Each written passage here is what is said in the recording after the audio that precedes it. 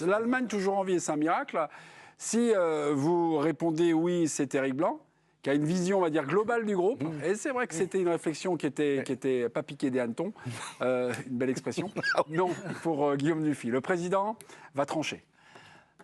Je ne suis pas loin d'être d'accord avec Eric sur l'idée que sur le match, oui, les résultats à côté du Japon font que ça repêche l'Allemagne.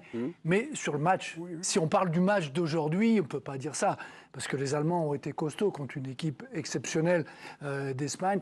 Ils ont su réagir. Flick a fait les changements qu'il fallait. Il a fait rentrer Horst Rubesch ressuscité. Füllkrug.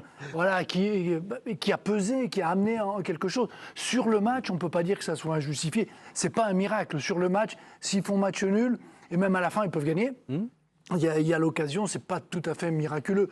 Les autres résultats font que oui, ils sont repêchés parce que les Japonais, ils pleurent. Ouais, ils vont pleurer chez eux parce que le prochain match, ils ne le gagneront pas. Mais qui est ce Niklas Füllkrug? Prénom Niklas, nom de famille Füllkrug. Mais vous voulez en savoir un petit peu? La cruche.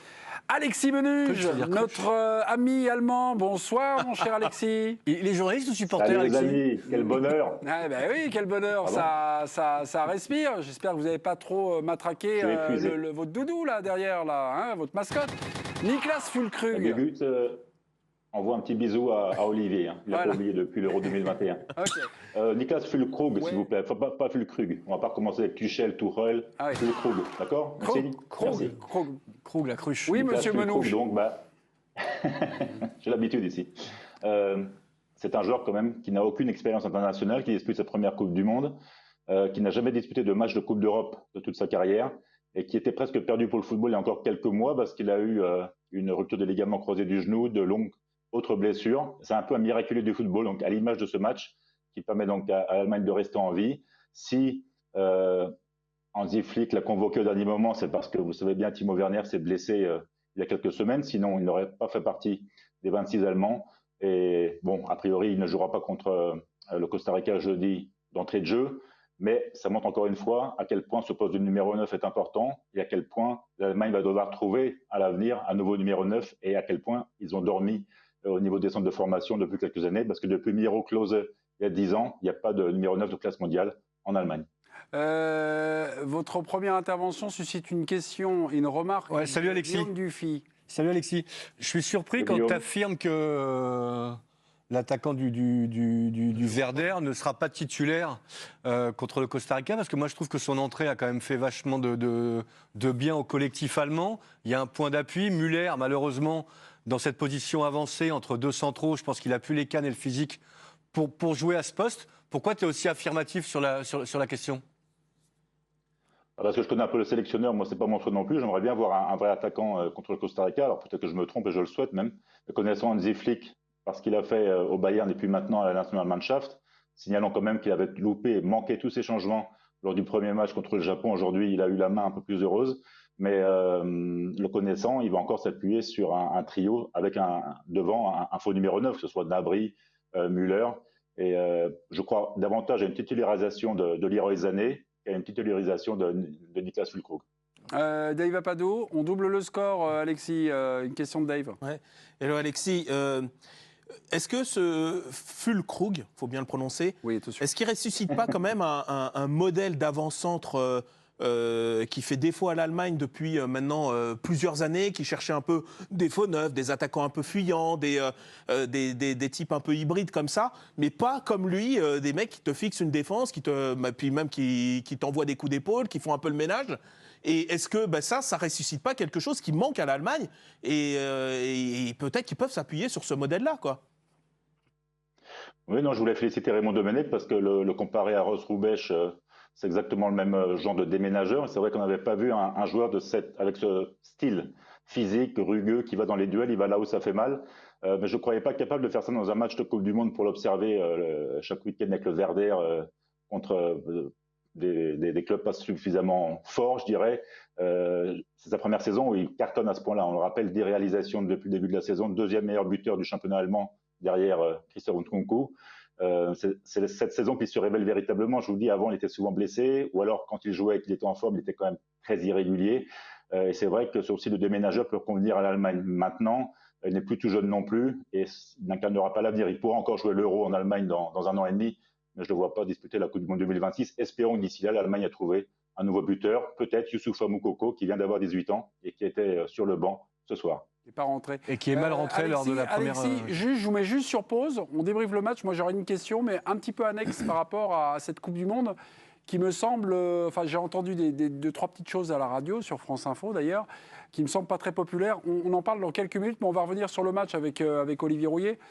Sur le contenu du match, le 1 partout, est-ce qu'il est logique? Mais alors, Non, mais par rapport à la théorie de mon ami Eric... Ah, vous y adhérez?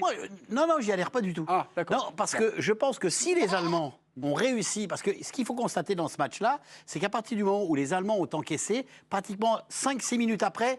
Là, il y a eu quelque chose qui a changé dans le jeu allemand. Ouais. Il y a eu, certes, les changements, mais il y a aussi dans la façon dont ils se sont impliqués encore plus qu'auparavant. Ils étaient dominés.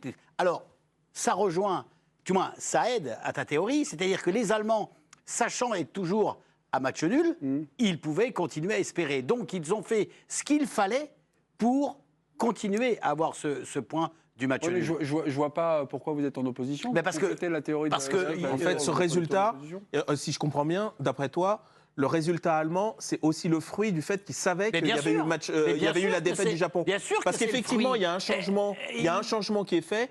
Quand il sort Gnabry, je crois, pour faire rentrer Hoffmann. Hoffmann, c'est pas un joueur aussi offensif que Gnabry. Ouais. Donc je pense que quand ils ont égalisé, Hansi Flick peut-être se dit. Avec un match nul, on n'est pas trop mal. On est toujours en vie. C'est peut-être ça. Il a bien sûr, c'est comme ça que je le conçois. C'est qu'on est toujours dans le coup. Et ils ont Frédéric alors. Non, c'est pas. Non, ils ont profité du score. Moi, je suis pas.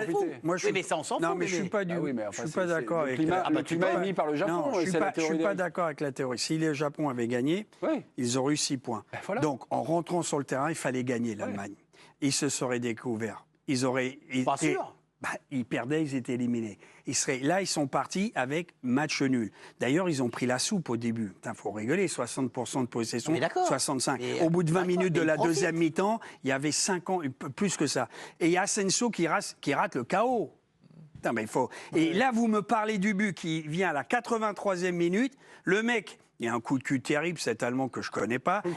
Alors, pourquoi je vous dis ça? Parce que vous êtes des grands footballeurs. Il est dans le trafic de Mouzelia, il lui pique le ballon, il n'était même pas destiné à lui. C'est un tibia, il est là. Arrête, c'est bien joué, la lecture elle est bien jouée. Comme on dit au rugby, il met une frappe magistrale, il fait de la place. Mais il est dans... Toi, tu me dis que 2 joueurs doivent être à 3 cm.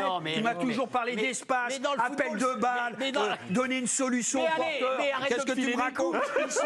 Ils sont 2. Tibia contre tibia, c'est un bourrin. Mais il a mis un but fantastique. Et les Allemands ont aussi profité du coaching. Attendez. Eric, cessez de décoller, mais c'est vrai qu'il y a un côté d'Eric qui décrit. Le terme bourrin doit être interdit à cette table. Je remets. Un joueur qui est en équipe nationale n'est pas un bourrin. Mais si, il y a des bourrins. C'est quelqu'un qui a des qualités. Et Alexis, ça, il y a des mecs qui sont des bourrins au football. Il a marqué 10 buts dans le championnat, c'est le 2e meilleur buteur allemand. Non, mais c'est pas un bourrin. D'accord, pas moi quand même là. Il est dans le trafic. Il est dans le trafic. Et alors il a du cul. Toi, dans le rugby, il y a des mecs qui sont dans le trafic. Mais nous, au rugby, on est obligé d'être dans le trafic, on rentre à 6 dans le... Ça n'a rien à voir, le football. Il me saoule. Non, sincèrement, vous n'êtes pas d'accord quand même que ce ballon lui est pas destiné. Mouzelia, il veut faire autre chose et lui, il prend l'espace, il prend et il frappe. Bravo, mais c'est un peu chanceux. Raymond, est-ce que c'est un but? Pousse-toi là que je m'y mette. Oui. Un peu. Bon, bah voilà. Oui, mais c'est pas forcément d'accord. C'est ce que je dis. Moi, là, il emmène le ballon. Oui, mais d'accord avec vous. Il veut faire quelque chose. Oui, mais c'est quoi? Les buts ne sont pas tous téléguidés, écrits à l'avance, ça n'existe pas, ça. Excusez-moi, Alexis, c'était ça. Le Grand Rouillet, je l'ai vu jouer. C'était ça. C'était pas un bourrin. Si lance Eric, Alexis Menuge a son heure de repassage à faire tous les dimanches soirs. On a juste 1 minute à faire. Alexis, il semblerait que cette Coupe du Monde ne soit pas, on va dire, un succès télévisuel sur les audiences en Allemagne. Est-ce que vous nous le confirmez? Et ça vient d'où? C'est quand même un grand pays de football. Qu'est-ce qui se passe avec cette Coupe du Monde? Peut-être c'était. Peut-être c'était. On se pose la question parce que lors du premier match de l'Allemagne contre le Mexique à la Coupe du Monde 2018, il y avait eu 21 millions de téléspectateurs. Et lors du premier match contre le Japon au Qatar, donc il y a 4 jours, 9,5 millions. Donc la moitié. Ça s'explique déjà parce que beaucoup boycottent cette Coupe du Monde par rapport au Qatar. Ensuite, les résultats de la Nationalmannschaft ces derniers mois n'ont pas été extraordinaires. Donc c'est assez inquiétant. On va voir maintenant, peut-être que ce match va provoquer un déclic dans le pays, mais pour l'instant, j'ai pas... Tu as entendu, toi, un klaxon quelque part? Ouais. Pour l'instant, rien du tout. Donc, C'est à tailler, non? Merci beaucoup. Non, mais On va vous faire. Non, Vous mais- avez le ventriloque à un moment. Oui, Faites c'est gaffe à tailler, dire ce oui. genre de blague. On vous embrasse, Non, mais on c'est une libère. question que je voudrais lui Ah poser bah, qui est importante. L'Allemagne voulait boycotter le Qatar. Ouais. Est-ce que potentiellement, beaucoup d'Allemands refusent de regarder cette oui, Coupe c'est du ce Monde? qu'il Ils viennent le dire, Eric. J'ai mal entendu. J'ai mal entendu. Non, mais Eric, Excuse-moi. Ah, c'était une bonne question, Eric. Non, mais J'ai fini par regardé croire que t'es ton un ours. ours. Regardez ton T'as ours. lancé, là. Ok. Mais est-ce Alexis. qu'on a comparé les horaires aussi? Hein, Est-ce qu'ils ont joué en 2018? Est-ce qu'ils n'ont pas joué à 20h30 en plein été Bon, où tout le monde est en vacances? Et là, c'est plutôt mais en France, ça marche le fort. procès du Qatar et des matchs à cette période-là pendant que les gens travaillent. Ok, donc ce sera l'occasion de reparler Alexis Menuge parce que là, 2018, les heures et tout ça, Le je pense nounours, qu'il n'est pas le forcément tout, enfin au courant. bref, Merci beaucoup et embrassez quand même évidemment au notre courant. mascotte pour moi. L'Allemagne qualifiée. Le si- résultat du duel. Non mais attendez, l'Allemagne qualifiée si on n'a pas fini. Adrien, s'il vous plaît. Clark Gable. Dit Clark. Pour se qualifier, l'Allemagne est obligée de s'imposer dans le dernier match face au Costa Rica. Là, il y a 3 scénarios qui sont possibles. Si jamais Japon et Espagne font match nul, dans ce cas, l'Allemagne doit gagner par plus de 2 buts d'écart pour remonter le goal average. Si jamais l'Espagne bat le Japon, l'Allemagne a juste à gagner sans se soucier de sa différence de but. En revanche, si c'est le Japon qui bat l'Espagne, là, dans ce cas, l'Allemagne devra rattraper l'Espagne qui a gagné 7-0 face au Costa Rica. Il faudra donc gagner par plus de 7 buts d'écart On revient là. face au Costa Rica. C'est quand même le but de Füllkrug qui change quand même tout là, pour la suite, puisqu'une une belle victoire histoire, contre le Costa Rica, c'est à peu de choses près. Bon, faut pas que le Japon marque un point. Attention, le Costa Rica gagne, il se qualifie. Eh oui. Vous ne parlez pas du Costa Rica, mais ils ont 3 points. Ils gagnent, ils se qualifient. Ah, pour quelqu'un qui n'a pas vu le match, vous parlez beaucoup du Costa Rica. Non, Moi, je voulais vous mais- parler de l'Allemagne. non, mais non, je vous donne des infos. c'est Oui. tout. Enfin non, il y a un classement, Eric, quand même. Ah, non, mais Eric a raison. Bah oui, il a raison. Le Costa oui. Rica, Et l'Allemagne est toujours dernier du groupe. Hein. Ouais. Voilà. Ça fait de la peine quand même, non? Bah un peu, mais bon voilà, ils sont toujours en vie. Voilà. Même avec un nul, ils peuvent se Un qualifier. goal à Non. virage. Ça sera le goal average. Ah ben non, un nul, regardez. Allemagne. 4 points. Non, Ils ont un point, ils ont un point. Non, le Costa Rica. Ah oui, Oui, un nul. oui, vous parlez du Costa Rica. Contre le Costa Rica, Japon. J'étais branché sur le... Et le Costa Rica, ils prennent un point, et l'Espagne bat le Japon, et le Costa Rica est qualifié. Avec un nul. Enfin, sur ce que j'ai vu du Costa Rica, malgré tout, je parle même pas du premier match. Je parle même du match contre le Japon. Contre cette Allemagne-là, ils vont prendre une exploser, double. non Ouais, et franchement, ils vont se faire exploser. Donc, Antonio qui nuance votre regard sur l'Espagne. Il répond oui, c'est Guillaume Dufil. Répondant, c'est Dave Apadou. Tout ça, on continue sur le compte Twitter de l'équipe du soir. Le président tranche en direct. Raymond Domenech. Je suis désolé, Guillaume. Ah non, mais ça, je Mais le savais, Raymond. Non, parce que Monte en moi, culotte courte, j'ai comme rien le tennis. appris de plus sur l'Espagne, ni sur leurs points forts, ni sur leurs points faibles, donc ils ne me surprennent pas. On sait qu'ils ont une capacité à échapper au pressing, à amener le ballon dans le camp adverse, mais on sait aussi qu'ils ont des difficultés à marquer, parce que l'hémorragie qu'il y a eu contre le Costa Rica, c'est un truc miraculeux. Chaque fois qu'ils tiraient au but, il y avait but. Mais ils sont plus souvent dans la situation où ils ont Asensio qui la met 10 mètres au-dessus, ils ont Morata qui fait 25 contrôles. Morata, c'est le Cavani espagnol. Si en une touche il marque, sinon c'est fini, il marquera plus. Et qu'on sait qu'au milieu ils peuvent se faire prendre de temps en temps et avoir des contres. Tout ça, on le connaît de l'Espagne. Donc, pour moi, ça n'a pas fait évoluer ce que je connaissais d'eux. Ils ont fait un match conforme. Et on l'a vu contre les Allemands. Oui, à la fin, avec l'usure, avec les ballons profonds, avec plus de vitesse, ils auraient pu se faire prendre. Mais ils sont exceptionnels dans la gestion du ballon. Olivier, sur ce qu'il vient de dire là sur l'Espagne. Alors, totalement d'accord. Rien à redire. Mais non, il n'y a rien à redire, parce que c'est vrai qu'on n'apprend rien de supplémentaire sur l'équipe espagnole. C'est pour moi la meilleure équipe collective. C'est celle qui joue le mieux au football. C'est celle qui nous offre des séquences de possession assez extraordinaires, avec des situations des fois où c'est très compliqué, mais ça ressort facilement avec le ballon. Et tout d'un coup, ce ne sont pas des absences, mais il y a quelques petites erreurs de placement, ce qui entraîne des situations intéressantes pour l'adversaire. J'aime beaucoup la stat là. Ça ne change pas. Ça ne change pas. L'Espagne n'a gagné aucun de ses 4 derniers matchs face aux nations européennes en Coupe du Monde. Tiens. Ah bah J'aime beaucoup c'est cette une stat. sacrée information. Pourtant, dans ce match-là, le scénario servait les Espagnols. Mais bien sûr. 1-0 pour Non, mais l'Espagne, et derrière, il fallait que l'Allemagne attaque. non, et mais là, en n'oubliez pas situation quand même de- la frappe d'Olmo qui est déviée par bien Neuer sûr. sur la transversale. Bien sûr. Il y a quand même 10e plus d'occasions. Et moi, je vais te dire, non, j'ai été surpris par l'Espagne parce que Agréablement. ouais, plus. Ah. Je trouve qu'ils ont gagné en verticalité. Ils mettent de la vitesse. Je trouve qu'ils ronronnaient à un moment donné, à toi, à moi, des passes. Aujourd'hui, Pedri, il envoie bien, ils prennent bien les extérieurs, Torres, Olmo, ils étirent les défenses et ils vont chercher de la vitesse. Mais cette tendance-là, c'est quand, là? C'est depuis un an, depuis... Non, depuis un an. Non, moi je dis... bon, Moi, je trouve à l'Euro, tu as commencé à le voir. À l'Euro, ça a commencé comme ça, Eric. Non, mais Enrique est arrivé en 2018. Malheureusement, il a perdu sa fille. Il a dû arrêter, abandonner le poste. Lopetegui est venu. Ça s'est mal passé. Il est revenu avec Lopetegui. Bon, il a repris en main. Il a lancé... C'est Lopetegui qui était entraîneur. Moreno. C'est Roberto Moreno. Son adjoint. Autant pour moi. Et il est revenu entraîneur. Il a lancé quand même des jeunes. Il n'a pas eu peur. Mais moi, je trouve qu'il insulte et il impulse aussi une volonté d'aller vite vers l'avant. Enrique, quand il était au Barça, il y avait la MSN, 2015, 5 titres sur 6.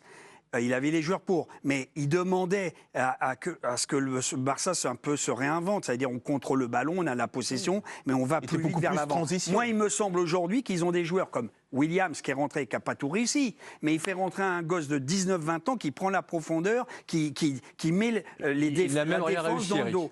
Comment ? Il n'a même rien réussi. Oui, mais il a fait des bons matchs. Je l'ai vu rentrer. Je ne vais pas le condamner, ce môme à 19-20 ans. Je ne vais pas le condamner. Non, juste le choix de certains joueurs. Donc pour moi, ils mettent plus de vitesse. Ils peuvent être plus dangereux dans le dos de la défense.